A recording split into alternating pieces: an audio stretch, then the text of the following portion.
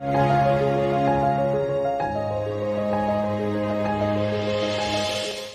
صدیاں قبل الیاس بن یوسف پیدا ہوئے، جنہوں نے اپنے لیے نظامی کا تخلص پسند کیا۔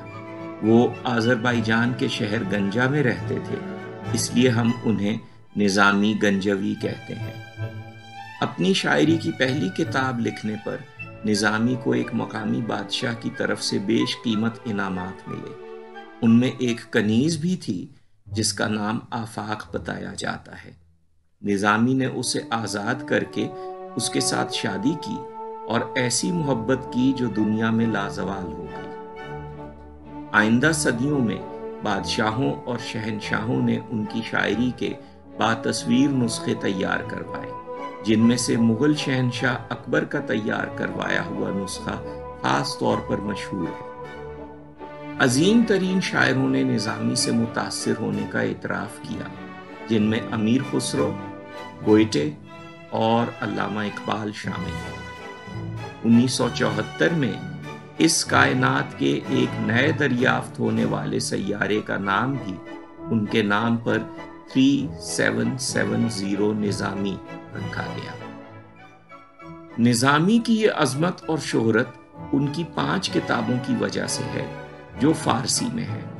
پہلی کتاب کے شروع میں وہ دعویٰ کرتے ہیں کہ اس میں خدا کے وہ راز بیان کیے گئے ہیں جن کا تعلق بیک وقت درویشی سے بھی ہے اور شہنشاہی سے بھی۔ اس کتاب کا نام مخزن الاسرار ہے، یعنی رازوں کا خزانہ۔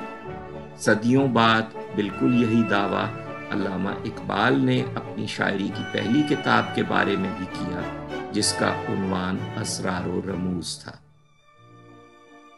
اپنی دوسری کتاب میں نظامی نے دکھایا کہ حضور صلی اللہ علیہ وسلم کی نبوت کے بعد سے دنیا کے کسی بھی ملک میں کوئی بھی حکومت صرف اس وقت کامیابی اور استحکام حاصل کر سکتی ہے جب وہ اسلام کے کسی نہ کسی اصول یا آئیڈیل کو اپنا لے، خواہ جانتے بوجھتے ہوئے یہ اقدام کرے یا کسی اتفاق کے تحت ایسا ہو جائے، اور خواہ اس ملک کے لوگوں کا مذہب کچھ بھی ہو۔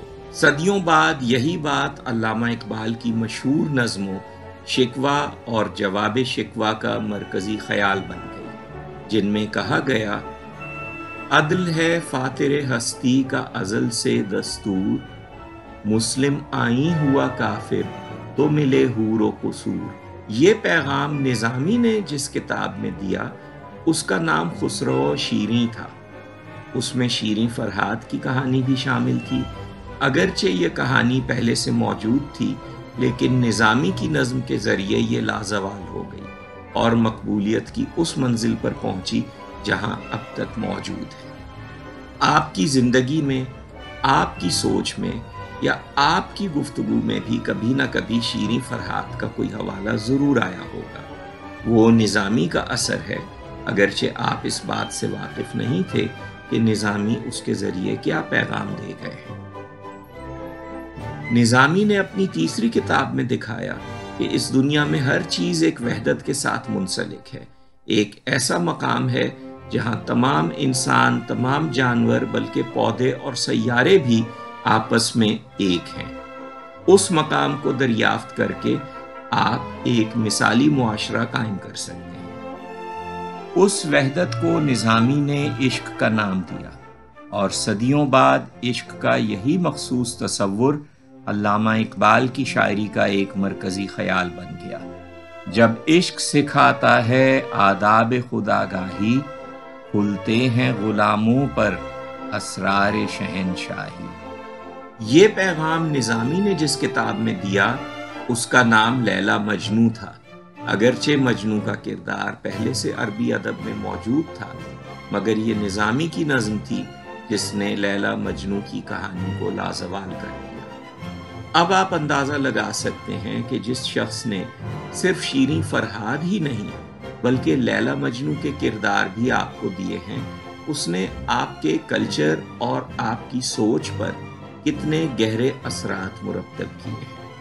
نظامی کے بہت سے مصرے ترجمہ ہو کر محاوروں کی صورت میں آپ کی زندگی کا حصہ بن چکے ہیں۔ مثلاً جن کا کوئی نہیں ہوتا ان کا خدا ہوتا ہے۔ یہ نظامی کی لیلا مجنوں کے ایک مصرعے کا ترجمہ ہے۔ اپنی چوتھی کتاب میں نظامی نے وہ 7 مراحل بیان کیے جن سے گزر کر کوئی بھی فرد اپنی تکمیل کر سکتا ہے، اور ایک معاشرے کو بھی اپنی تکمیل کے لیے انہی مراحل سے اجتماعی طور پر گزرنے کی ضرورت ہے۔ اس کتاب کا نام ہفت پیکر تھا، اور یورپ میں یہ نظامی کی سب سے زیادہ مقبول کتاب ہے۔ جرمن زبان میں اس کے ایک حصے کو ڈرامائی تشکیل دی گئی۔ 5ویں اور آخری کتاب میں نظامی نے دکھایا کہ اس دنیا میں بھی ایک مثالی معاشرہ قائم کیا جا سکتا ہے جہاں غربت اور خوف موجود نہ ہو۔ اس کتاب کا نام اسکندر نامہ یعنی سکندر کی کتاب ہے، کیونکہ اس میں نظامی نے سکندر اعظم کے تاریخی کردار کو افسانوی انداز میں استعمال کر کے اس کے ذریعے اپنا پیغام دیا۔ اس کتاب میں قرآن شریف کی سورہ کہف سے بھی بھرپور استفادہ کیا گیا۔ اس سورہ کے ایک اہم کردار کو، جسے سورہ میں کوئی نام نہیں دیا گیا ہے، نظامی نے خضر کے نام سے پیش کر کے خضر کو بھی ادب کا ایک لازوال کردار بنا دیا۔ نظامی کے بعد جس دوسرے شاعر نے اپنی کسی طویل نظم میں خضر کے کردار کو پیش کیا وہ علامہ اقبال تھے۔ خضر راہ علامہ اقبال کی مشہور ترین اور مقبول ترین نظموں میں سے ہے۔ یہ حقیقت میں نظامی کے اسکندر نامے کی ایک نئی قسط یعنی سیکول ہے۔ اس میں خضر کا کردار واپس آتا ہے اور اعلان کرتا ہے کہ صدیوں پہلے جس مثالی دنیا کا خواب دیکھا گیا تھا اب اس کے قائم ہونے کا وقت آ گیا ہے۔ عشق کو فریاد لازم تھی سو وہ بھی ہو چکی، اب ذرا دل تھام کر فریاد کی تاثیر دیکھ۔ عام حریت کا جو دیکھا تھا خواب اسلام نے، اے مسلماں آج تو اس خواب کی تعبیر دیکھ۔